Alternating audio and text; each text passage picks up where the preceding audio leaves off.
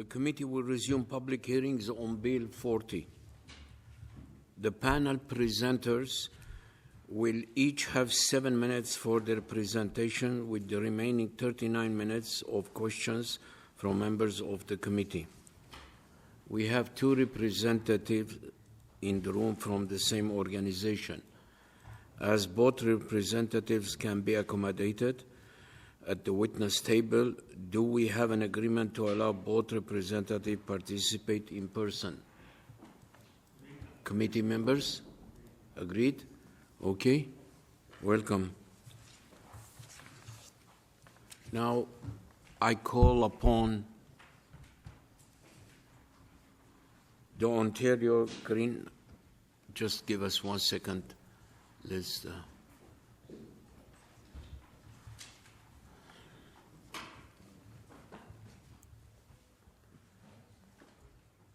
We will start with the Ontario Greenhouse Alliance.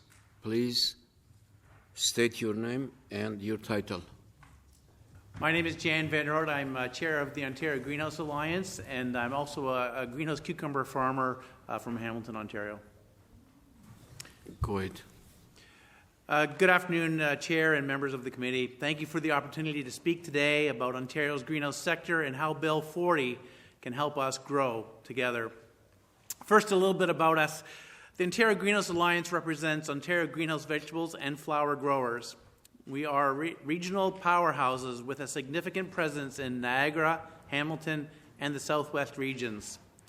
Greenhouse development doesn't just create jobs on farms.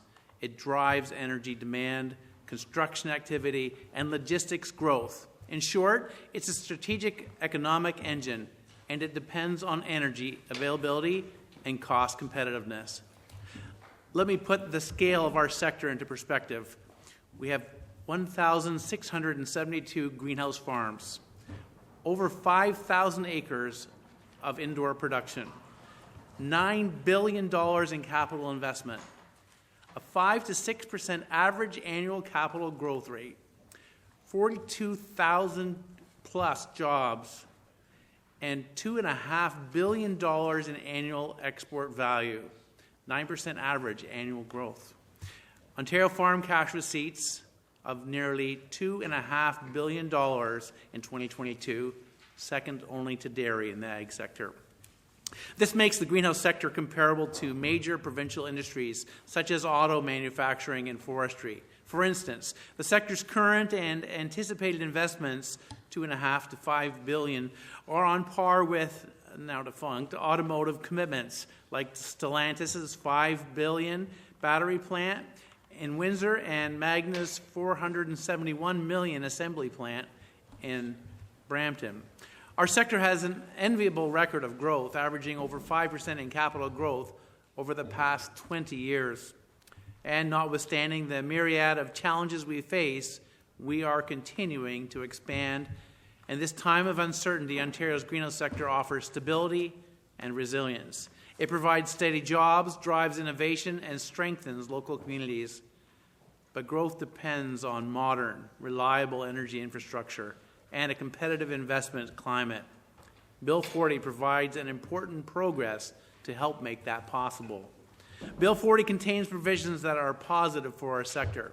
It empowers the Ontario Energy Board to explicitly consider economic development and regional growth when evaluating new energy infrastructure. It encourages coordination between energy planning and local development priorities. This aligns electricity, natural gas, and emerging energy solutions with agri-food investment needs. It promotes proactive infrastructure investment so that growth is not delayed because the necessary energy connections aren't in place. These reforms recognize that energy access is not just a technical issue, it's a strategic enabler of competitiveness. Energy is one of the foundations of greenhouse growth and investment. Our operations require reliable, affordable, and scalable electricity, natural gas, and emerging low-carbon fuels. Bill 40 means that the OEB can weigh economic and regional impacts, not just narrow technical criteria when making decisions. We've seen this work before. In 2019, natural gas infrastructure reforms by the province enabled new natural gas investments in Chatham, Kent, and Huron County, enabled new greenhouse and agri-food projects, unlocking new investment and creating hundreds of local jobs. Bill 40 has the potential to replicate that success for electricity and hybrid energy systems. To make the most of Bill 40, I would also offer the following future considerations. 1. Provide the OEB clear guidance to a regional agri-food investment and economic competitiveness in infrastructure decisions. 2. Prioritize transmission, generation, and distribution in regions like Leamington, Kingsville, Hamilton, and Niagara to unlock immediate economic growth in the sector. 3. Consider on-farm generation opportunities in future programming and policy directions to help with farm businesses and current regional generation and distribution constraints. 4. Maintain open channels with the sector, continue dialogue with industry to identify shovel-ready projects that need enabling infrastructure to proceed. Ontario's greenhouse sector is ready to partner in building prosperity. By aligning infrastructure investment with regional opportunity, we can create jobs, we can strengthen exports, we can secure agriculture production and supply, and we can advance sustainable growth together. Thank you for this opportunity to speak today. Thank you very much. Now I will call upon Environmental Defence Canada to start their presentation. Good afternoon, Chair and members of the committee. Thank you so much for this opportunity to speak. My name is Emily Hunter, Senior Program Manager at Environmental Defence Canada. We are a 40-year-old national environmental organization with deep roots here in Ontario. We work with economists, lawyers, physicians, industry, and community partners to advance evidence-based energy solutions. Recently, we've heard new language from the provincial government about energy patriotism and energy for generations. We, too, believe in economic sovereignty and in building an energy system for future generations, one that is affordable, reliable, and aligns with Ontario's leadership in clean energy. Within that context, today I want to speak to you about Bill 40, and that without amendments, how it will impact affordability and competitiveness, Ontario's dependence on American fracked gas, as well as the economic risks from the foreign actors provision that this bill will enable. First, on affordability. Bill 40's economic growth framing is not aligned with real system costs or energy sovereignty. Environmental defense supports growth, but growth must reflect real systems costs, health impacts, and global market realities. Electricity costs are already rising sharply. On November 1st, energy supply costs for households and small businesses rose by 29%.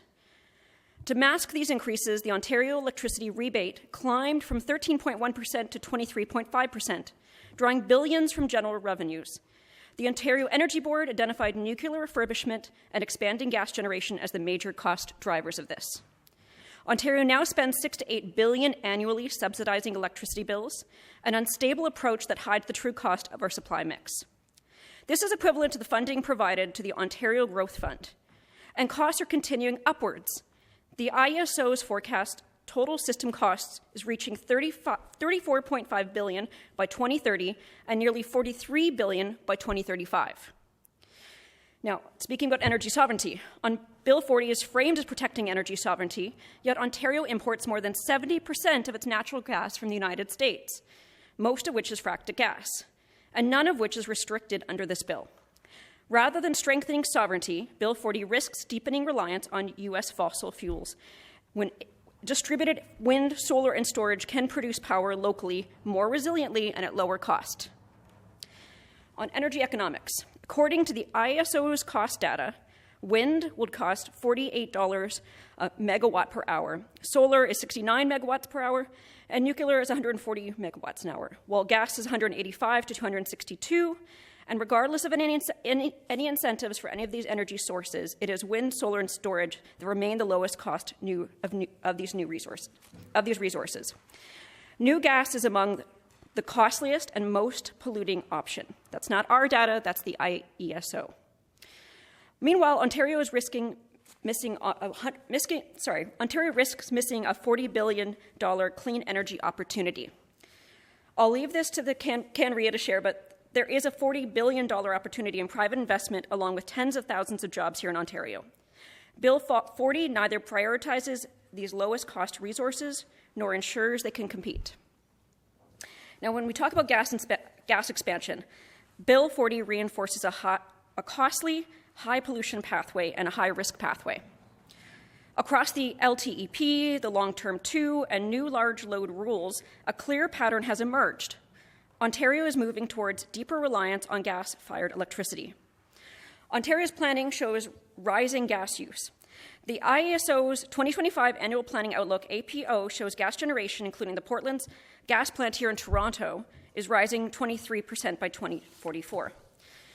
Yet, at the same time, demand is actually softening.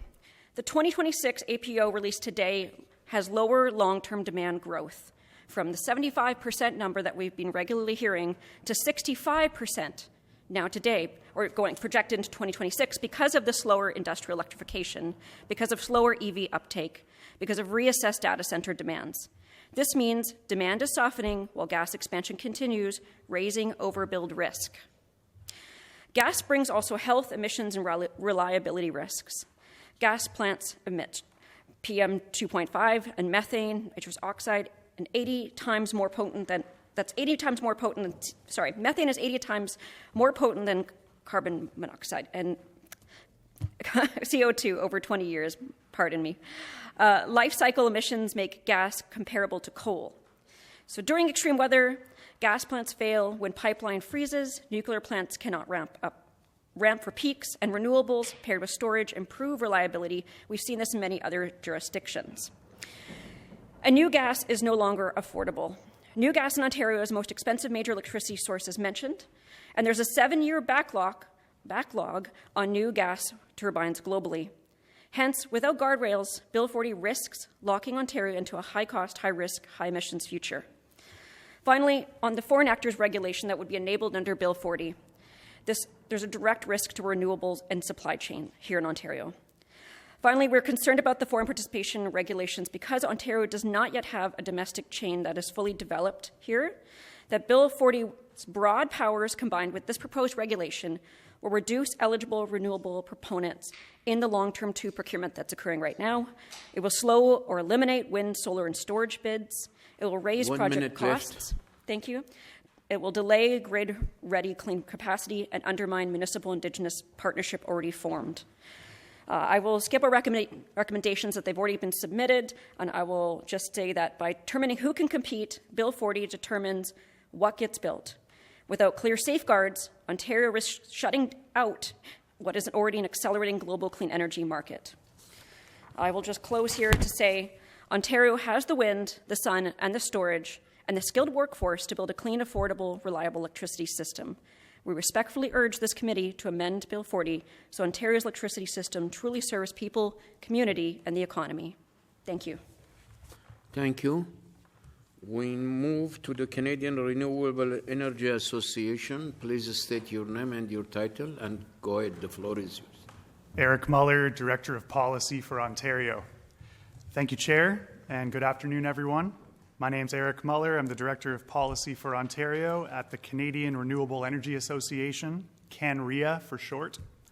I'm joined by Imran Noorani, Vice President of Policy at CREA, and we're very pleased to be here with you all today. CREA is the National Industry Association advocating for wind energy, solar energy, and energy storage solutions, supporting Canada's energy transition and economic growth. Our network of about 350 companies represents all portions of the value chain that develop and operate clean energy facilities across Canada. Ontario has a very reliable and clean power system. The foundation is a diverse resource fleet that provides electrical energy where and when needed. This includes about 8,000 megawatts of wind and solar generation that have been successfully operating for up to 20 years in this province. In addition to this wind and solar, 3,000 megawatts of energy storage facilities are currently being built out across Ontario, in support of electricity system reliability, affordability, and clean growth. As probably many of you know, Ontario's electricity system is facing a monumental challenge right now. Over the next 25 years, demand for electricity in Ontario is projected to grow significantly, presenting a substantial challenge to replace retiring generation with new and refurbished clean energy facilities. The electricity sector, including wind, solar, and energy storage, and enabling transmission, can support many provincial objectives as part of this big build, including energy security, infrastructure jobs and investment, diversifying Ontario's economy, and of course, providing energy to support strategic initiatives such as mining and data centers. The province's integrated energy plan, titled Energy for Generations, it was released this summer. It outlines a coordinated long-term approach to ensure Ontario has the energy it needs to power homes, businesses, and industry with abundant, reliable, clean, and affordable energy. The IEP reaffirms the government's commitment to competitive, transparent, and predictable procurements, such as the long-term 2 procurements. This series of competitive procurements is the largest clean energy procurement program in Canada, and it's also one of the largest in North America. These consistent procurements maintain investor confidence in this province and will drive low-cost renewable energy investments that benefit all Ontario ratepayers. We're also encouraged that the Integrated Energy Plan identifies the critical actions needed to leverage the significant potential of distributed energy resources, DERs, such as rooftop solar and battery storage. DERs foster customer choice and resilience to customers all over the province. We strongly support the LT2 procurements, and we anticipate that they will result in more than 6,000 megawatts of new clean electricity generation and storage to serve Ontario's growing needs. This represents approximately $10 to $12 billion of private sector investment in Ontario in the next 10 years alone. Our members, CREA members, are leading this build-out alongside their Indigenous partners, creating thousands of jobs and benefiting communities all across the province, including in Northern Ontario. Having set this context, CREA has a few specific comments regarding Bill 40. We support the government's objectives to prioritize strategic, job-creating electricity customers while maintaining system reliability and affordability. And as I mentioned, the province's Integrated Energy Plan and LT2 procurements mark a historic commitment to new non-emitting generation and storage capacity. Bill 40 extends this planning vision by ensuring emerging digital loads like data centers are recognized as strategic and high-priority infrastructure and are integrated with Ontario's clean energy build-out. Data center electricity load growth presents a unique chance to turn digital growth into clean power investment and grid modernization. By linking new data centers with renewables and storage, Ontario can ensure its digital backbone is powered by a clean and reliable energy backbone. Corporate and virtual power purchase agreements enable large energy users to contract directly with renewable projects, adding clean supply without adding ratepayer cost. Ontario's June 2025 corporate PPA regulation rightly includes wind, solar, biogas, hydro, and geothermal as eligible sources. Having said this, more work needs to be done to fully unlock the ability for large electricity consumers, such as data centers, to procure their own power from renewable energy and storage suppliers. We see these types of buyer and supplier arrangements in many other jurisdictions around the world, and they result in successful outcomes for ratepayers and community economic development. Ontario's Clean Energy Credit Framework also gives corporate buyers a transparent and credible way to verify their clean energy use while returning revenue back into Ontario's electricity system. So I would encourage and support growth of the corporate PPA and clean energy credit framework system in this province. and how they support large loads. In conclusion, CREA is encouraged by the government's early and bold actions to secure Ontario's future power supply, including a diverse portfolio which includes renewables, storage, and hybrid systems, meaning renewables paired with energy storage. And CREA members, working with our Indigenous partners, are eager to help meet Ontario's electricity challenges and support Ontario's prosperity, security, and economic growth. Thank you. Thank you for all three presenters. We will move to the first round of questioning, and we will start with the government side. You have 6.5 minutes. MPP Pinson. Thank you, Chair. And thanks to all the presenters for taking time out of your day to come down here and be part of our process. My question is going to be for Jan and the Ontario Greenhouse Alliance. You mentioned Chatham-Kent in your speech there. Actually, half of my riding covers half of Chatham-Kent. I spent 17 years as a municipal councillor in Chatham-Kent, and I've seen the growth of the greenhouse industry down there. My question is, Ontario greenhouse vegetable sector has grown on an average of 5% annually over the last decade. How does the proposed changes to the Municipal Franchise Act support the members that you represent?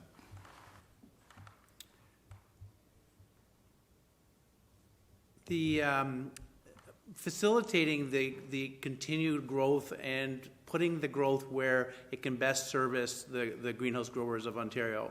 And so viewing the upcoming expansion of systems, generation and transmission, to the areas where where the future of economic growth is residing is where it is going to be an advantage for all of our members in your area as well as in Niagara and in Hamilton. So this should enable the ISO to recognize where the opportunities lie and strategically place those assets. Yeah, and the province understands the importance of the greenhouse industry as far as, part of our economic growth. And, we've run water up now, where water seems to be an issue as well, so that part is taken care of. So I think now this is the next step, and thank you. MPP Vickers. Thank you, Chair, and my question is also to Mr. Vanderhout.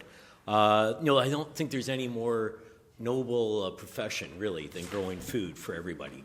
And it's important with the farmland being taken up by a lot of different things, whether it's energy needs or housing or industrial needs.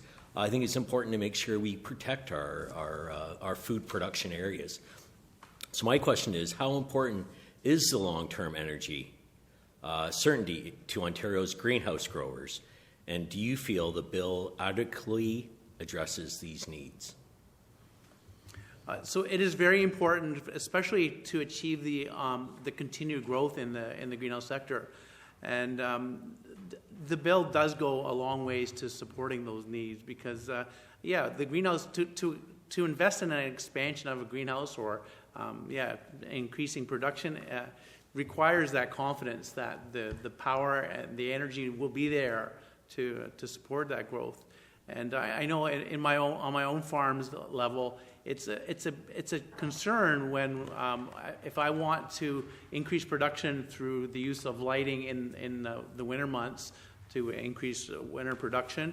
That is a bit of a challenge right now because there is a lacking of in the infrastructure in the Hamilton area. There is a lacking of infrastructure as well. But that's not exclusive to Hamilton. That's in Niagara and in the Southwest as well. So all around, I think it's some steps very much in the right direction. Is it enough?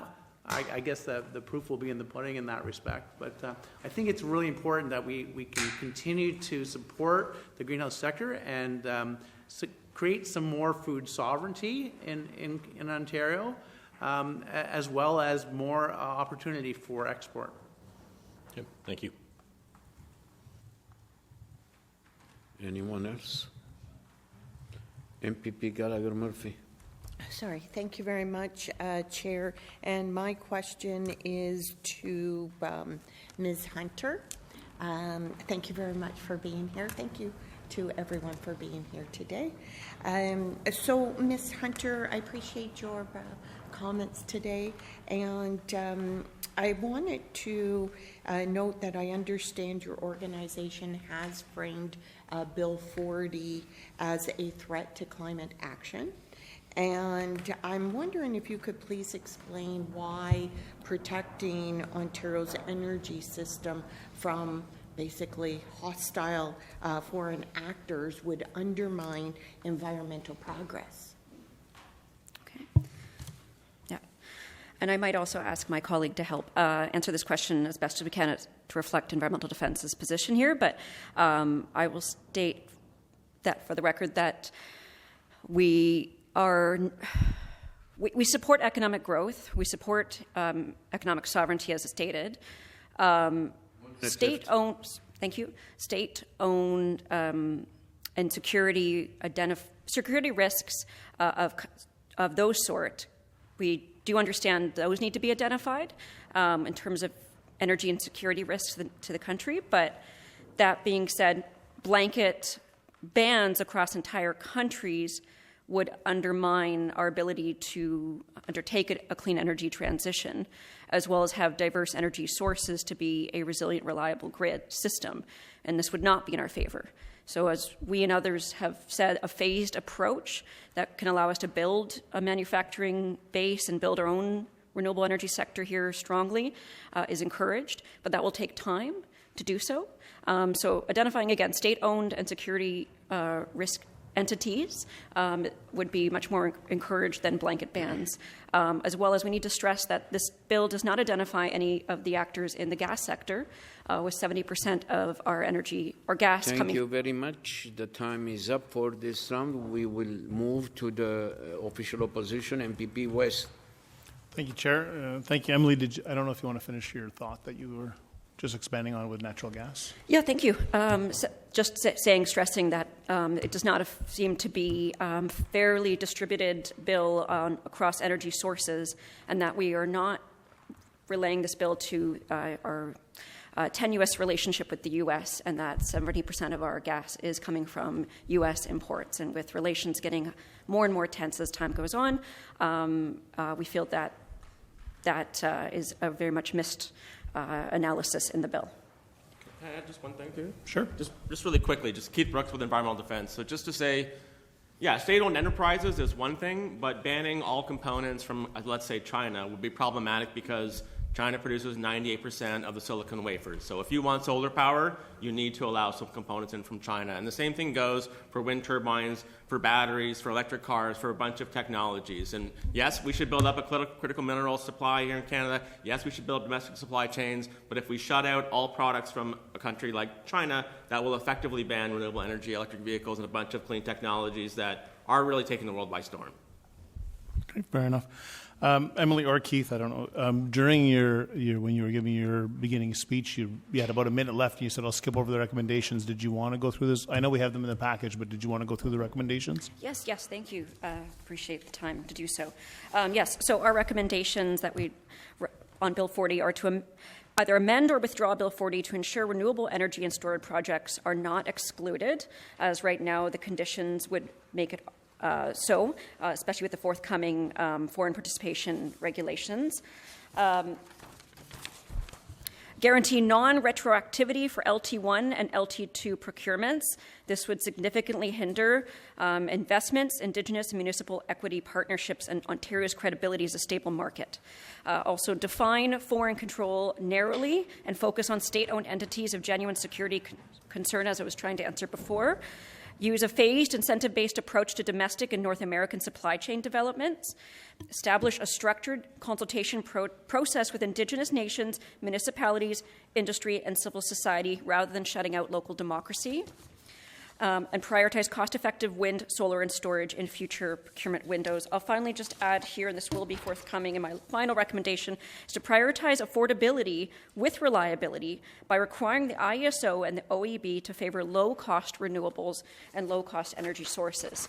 Now, this includes restoring clear affordability and emissions reduction mandates, requiring full life cycle cost analysis, and publishing a plan to reduce cross-subsidies that currently mask the high cost of gas and nuclear contracts. Thank you.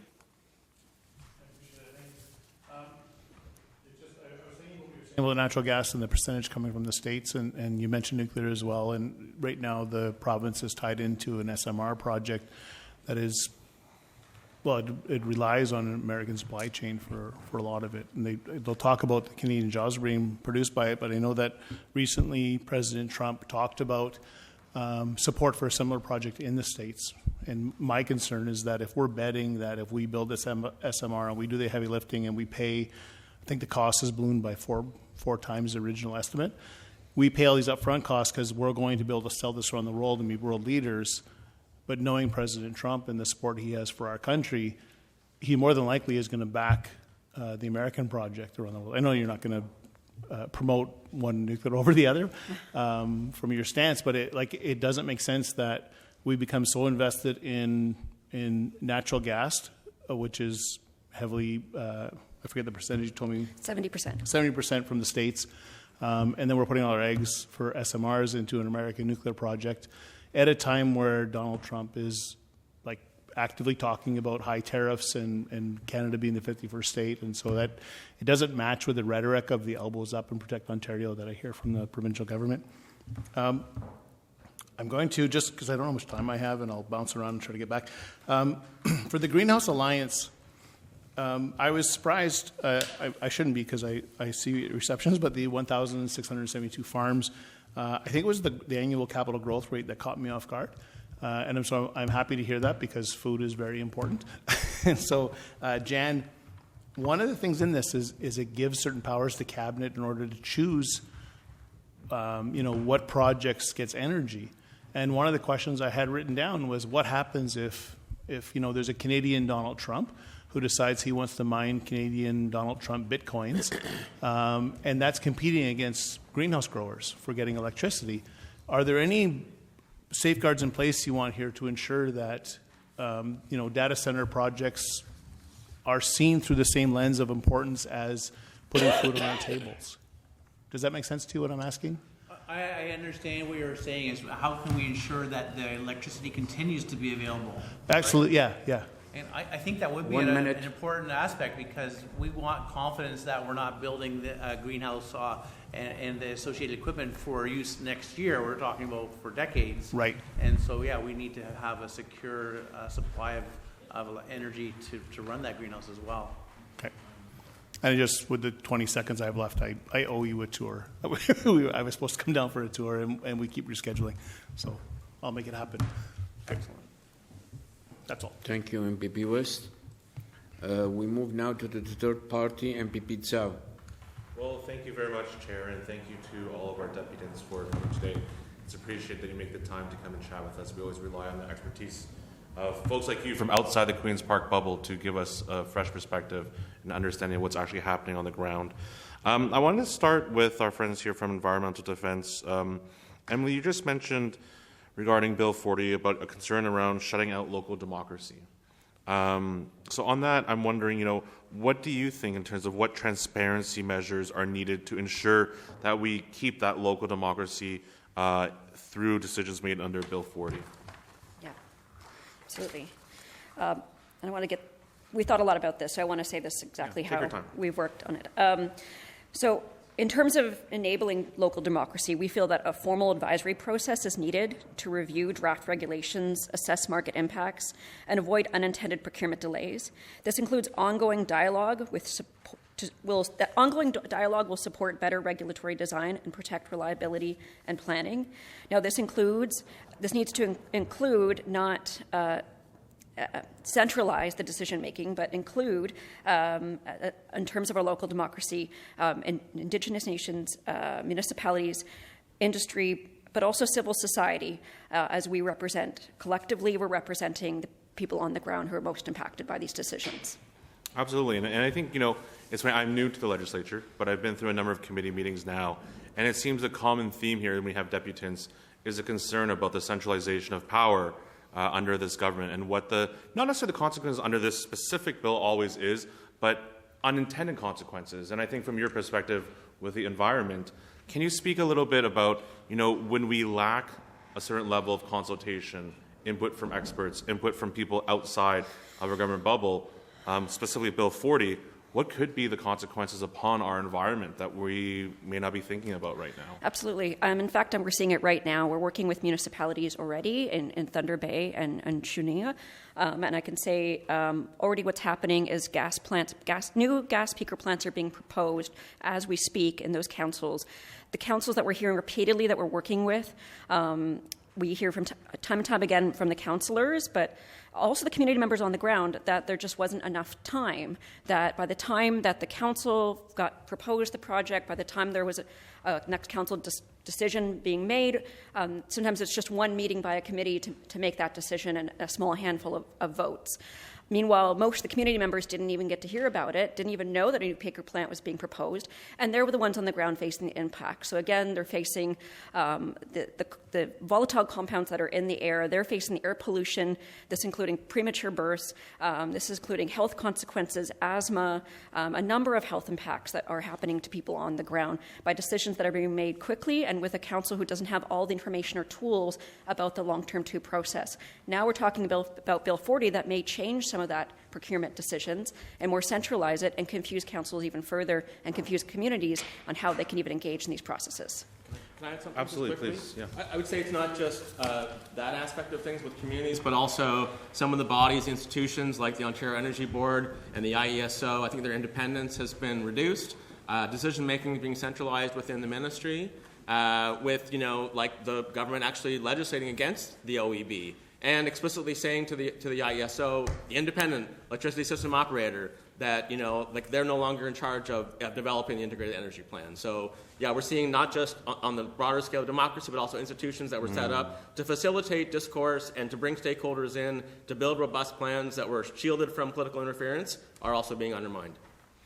And it's interesting too, because I think I'm going to sound like a broken record at this committee, because often what we hear from the government side in defense of any bills that come here from them is that in the name of protecting Canada against an economic threat, that basically carte blanche is needed, right? That we need to focus only on an economic threat and that we should throw everything out the window, like our concerns around environment, our concerns around local democracy.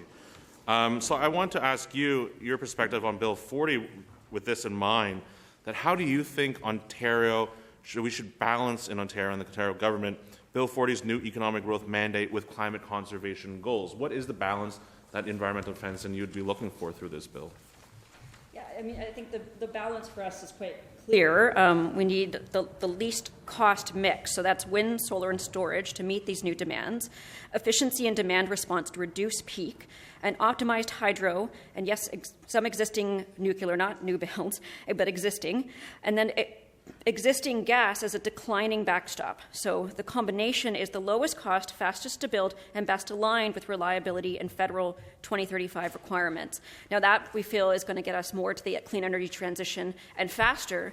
That meets both health meets our environment, and it meets our economic and political circumstances.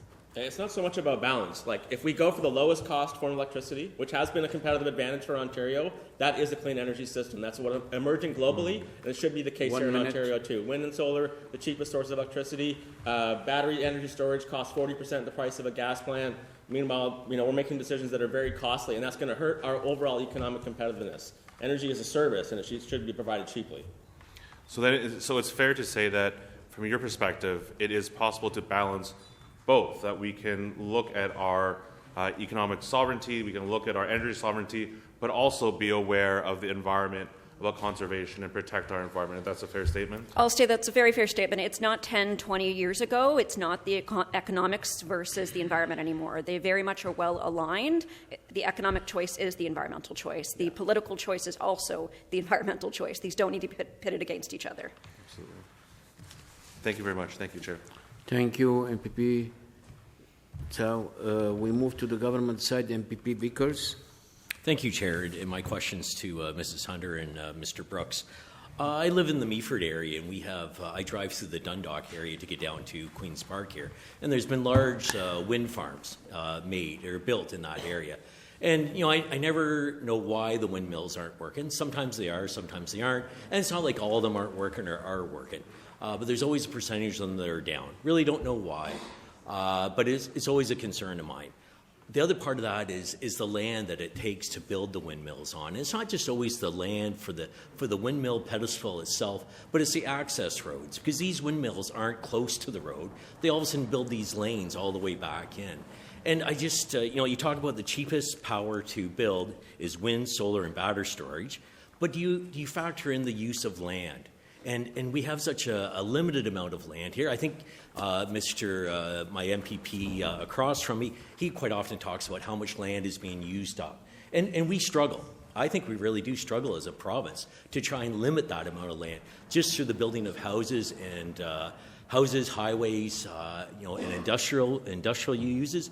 Now all of a sudden we have some people saying, and Mr. Schreiner also talks about how much more land or how much more wind and solar panels that we need to survive or to serve the purpose of energy development. So my question is, where are we going to get all this land? And do you think really you're considering the full cost when you don't consider land in the equation? And land we cannot form any more of. Our friends with the greenhouses, they're trying to increase production of the land. But I wonder what your idea is about all this land being taken out for the generation of power. I mean, we take it very seriously, and we work very much on stopping sprawl and protecting green spaces, protecting the green belt, absolutely. And we want to see projects sited properly. We don't want impacts on endangered species. We want to make sure that the people that live there are consenting and benefiting from renewable energy projects. But wind power and agriculture are complementary, and in fact, from the Ontario greenhouse, he's talking about on-farm revenue that comes from wind generation. I mean, and the farmers, all of the farmers in Dundalk, in Meaford, in Shelburne, wherever, Shelburne, they all signed agreements to take wind farms onto their property. They get lease payments from those facilities, and that allows them to continue to farm and actually adds another revenue stream to their activities. So we don't want to see a trade-off here. We've got to find the right balance. We're okay with the requirements in the LT2 that proponents develop an agricultural impact assessment and things like that. We've got to find the balance here, but the reality is that these clean energy sources are the cheapest source of electricity supply, and we do have to fight climate change. If climate change threatens all of our agricultural productivity, it threatens us with fires, with droughts, with floods, with all kinds of things that are going to cause much greater impact than putting some wind turbines on a field. And I don't disagree with you that there's a farmer on the other side that is agreeing to sell you the land or to lease the land to those turbine owners. But I'm just wondering, is that really the good use of farmland? We can do without a lot of things, but we cannot stop eating. And I really question whether you take in the amount of land that it takes to try and put all the solar and wind turbines out there. And I'll be honest with you, I'm quite concerned whether it's really as easy peasy as what sometimes you make it out when you're giving your depositions. Oh, could I comment on that? It's up to the chair. Sure. Oh, thank you. Okay. Yeah, I would just say that we definitely don't mean to reflect it as easy peasy whatsoever. We understand these are big energy decisions being made right now. But I'd also stress that it takes a much more integrated approach than one or the other, black and white. And I mean that with all respect, but it's what's happening today with solar, wind, and storage is a more integrated method. And we're seeing everything from rooftop solar, balcony solar, vehicle to grid, VTG. We're seeing a lot more innovations happening. We're seeing northern cities, communities with bigger populations than ours who are taking on these same technologies. They're hardly innovative, they're hardly new, they're happening, and they are meeting electricity needs. And they're not doing it in a way that is taking away from some other aspect of society, such as food. They're integrating it within existing societal needs, whether that be, as I say, within our buildings, or whether that be side by side, such as with farmers and wind turbines there. So, thank you. MPP Dowie. Thank you, Chair. And my question will be for Eric Mueller. Thank you so much for being here. I know striking a balance is often tough. And I'll use an example back in City Windsor, where Councillor Kieran McKenzie, he voted in favor of a climate emergency, but he also voted in favor of a gas plant.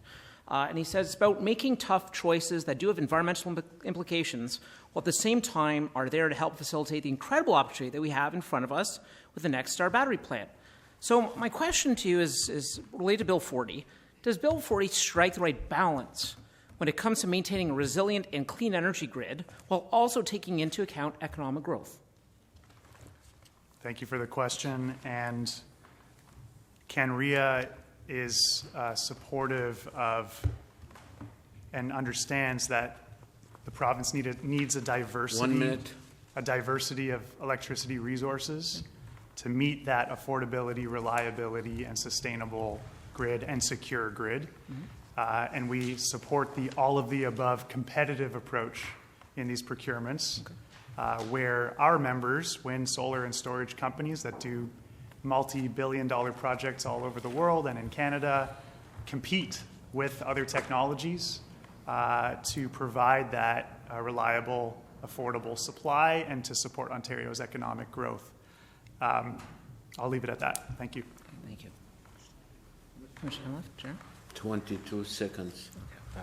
Okay. Thank you. We move to the official opposition, MPP West. Thank you very much, Chair. I'm going to start with CREA.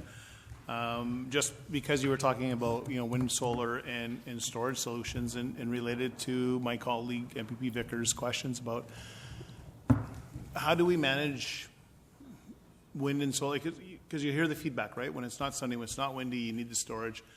What kind of footprint are we looking at when it comes to setting up the infrastructure for this? Because there's a component of this that's part of our grid, and it needs to be more and more in the future. But I think it's hard to visualize if you're not, as involved as you are as experts.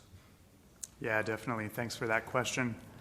When we talk about wind and landowners and farmers, there are a lot of very positive stories that we can see where farmers, well, first of all, the land use is, less than 3% of that entire land that is leased. Right. Is actually for the turbine towers. And the positive stories I was referring to is all of the revenues and benefits that those landowners and farmers receive from these renewable energy systems, so that, we've heard plenty of stories and examples where they were able to continue to farm and do the family farm activities and live that family farm life because of this additional revenue stream. And as an example, the average landowner in Ontario receives $54,000 per turbine per year. And so it doesn't stop the critically important agricultural activity that needs to happen, and food is critically important, as I think we've heard many times today. So that's a little bit on the footprint piece, and I think tying it back as well to that diversity of resources on the electricity side. No electricity generation resource is perfect. They all have their pros and cons, whether it's nuclear, water power, gas, wind, solar, storage. They all have their pros and cons, and they all contribute to that broader reliability, that diversity of resources to that broader reliability. So, yes, the sun doesn't always shine or the wind doesn't always blow, but we've been operating 8,000 megawatts of wind and solar for almost 20 years, and the grid operator has done a good job of taking that energy, and it's contributed significantly to reliability. A lot of this bill, and I might also ask Environmental Defense the same question, a lot of the bill has to do with, we know data centers are going to want to come to Ontario. Can we supplement data centers using renewables? Can we set up wind farms or solar panels? I know in the States, or at least I've read in the States, like Grok and Microsoft and Amazon are looking at setting up small reactors actually to power them. Like, is this something that we can, is it feasible? Is there enough power generated? That sort of thing? Yeah, I'll start and then I'll pass it over to my colleague Imran just to say, yes, it is feasible, and we see all over the world wind, solar, and battery paired with data centers or other large loads through those corporate and virtual power purchase agreements, where large companies like the ones you referenced pay for that infrastructure There's no cost to ratepayers, and it takes and reduces some of the strain on the broader grid when there's so much demand growth. Anything you'd like to add, Imran? Yeah, I'll mention it from two perspectives. So from the corporate power purchase agreement, we're actually saving infrastructure that exists right now that is coming off contract. So all of the renewable generation that we have right now can pair themselves really well with the data centers, and so this is why we're in support of this. But Emily pointed out to distributed energy resources as a huge potential.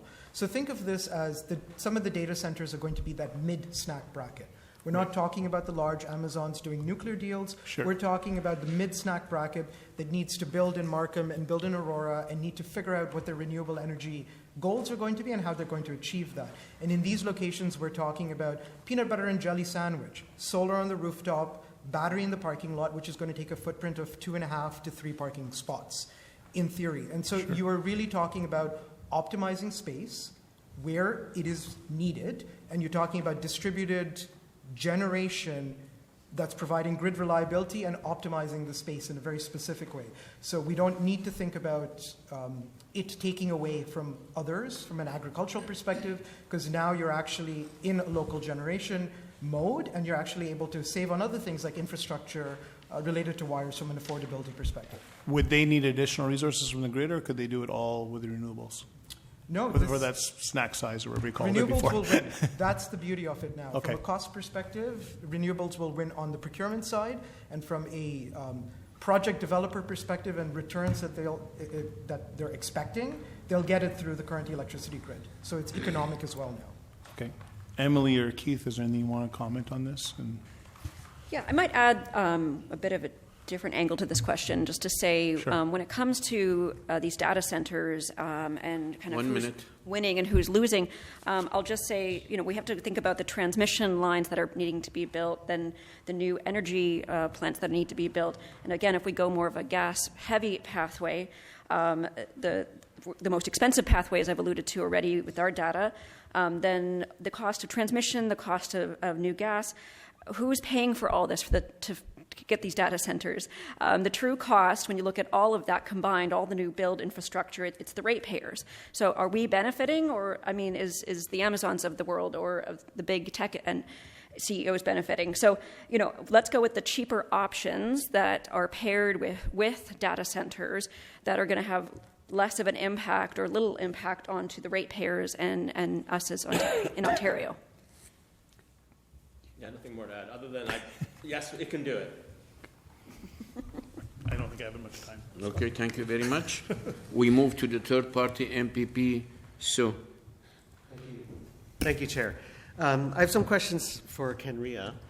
One of my concerns is that there are a lot of big energy builds planned over the next 10 or 20 years, and my colleague from Sudbury mentioned that. A lot of big corporates, governments restarting nuclear plants and building a lot of renewable energy installations as well. And so in about over the next 10 or 20 years, when all of these generators come online, the supply-demand balance is going to be less certain than it is now. Like right now, there's not enough supply and too much demand in the next few years. And it just seems to me, and I'd like to ask if you can confirm this, that renewable energy plus storage can adjust faster to changes in the balance between supply and demand. So given that every commodity has cycles, and the balance between supply and demand, we know where it tilts right now, but it will be more and more uncertain as we go out, especially with all sorts of supply coming online over the next 20 years. And it's great that we're building nuclear plants, but other people are building them too. Could you please comment on that? Yeah, I can agree that wind, solar, and battery energy storage can be built in a 3 to 5 year time frame. So, as you said, kind of the flexibility of building that out in that's a near-term time frame from electricity planning perspective, and you can, adjust accordingly. But it's the fastest three types of technologies that you can deploy, and they're the lowest cost, as we've heard several times. Okay.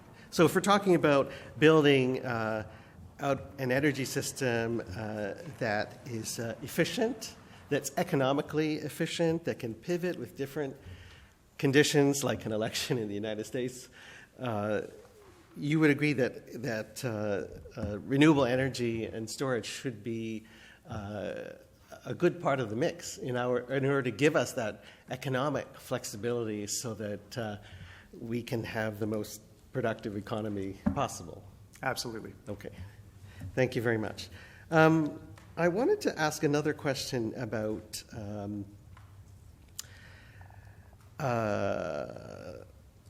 the land that's taken up, that's brought up. I wanted to ask anybody here. There's a new technology, agrivoltaics, that people are ready to pilot, which combines solar with greens that grow particularly well outside of direct sunlight. So, for example, leafy greens where you eat the leaves. Where's the place of that, do you think, in the future energy plans of Ontario? And this kind of addresses my colleague who asked about the space that solar and wind installations take up. Yeah, I can comment. I was actually just sitting beside one of the men who is leading agrivoltaics yesterday at the CREA conference. But I will just say it's an industry with a lot of promise. We've seen it getting pushed forward in big ways and big energy projects elsewhere, and again, even in northern climates. It's a great way of also engaging with like sheep farming as well. I will say that in Ontario there is already a lot of strict regulation when it comes to solar and when it comes to farming. So class 1 to 7, I want to say, is already quite prohibitive for solar. So a number of solar projects can't find a means to do agrivoltaics, and again, this more integrated approach that there are solutions to have renewables along with societal needs, such as farming, but when we have such rules in place that are already quite heavy-handed, then we're not being able to merge those. And so even if we got to classes 1 to 3 or 1 to 4, which we would support fully as environmental defense, because we do need to protect prime agricultural lands, but when we do all the classes, or most of the classes, we're really just being quite prohibitive to having these more integrated solutions. It's too much. The regulation is too heavy-handed. It's already too heavy-handed, and Bill 40 would quite likely make it more heavy-handed. Thank you. Any comments from the other? No? If I could, there was something I wanted to ask about. That escapes me right now.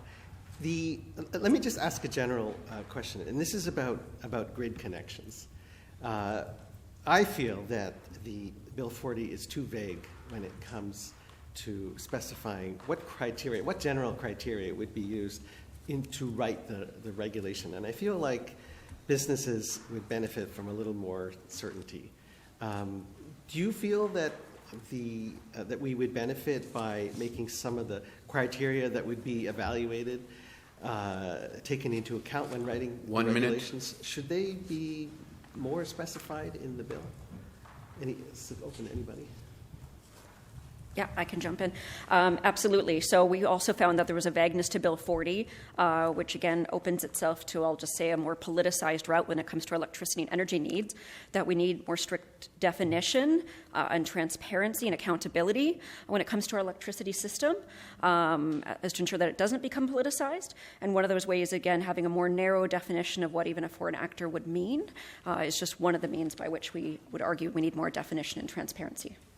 And also, we've talked to renewable energy developers who said that they're kind of bidding blind into the system because they don't know what the criteria are being used to assess the projects. They don't have the details from Hydro One. They don't have all kinds of things. So they're at a structural disadvantage, and I don't think this bill helps with that. Okay. Oh, I know. I remember what I wanted to ask. I understand that many family farms who sign agreements for wind turbines, they have to sign agreements where they also... Thank you very much, MPP. So the time is up. Thank you for all three organizations and your presentations. We will take a few seconds until to set up the next panel.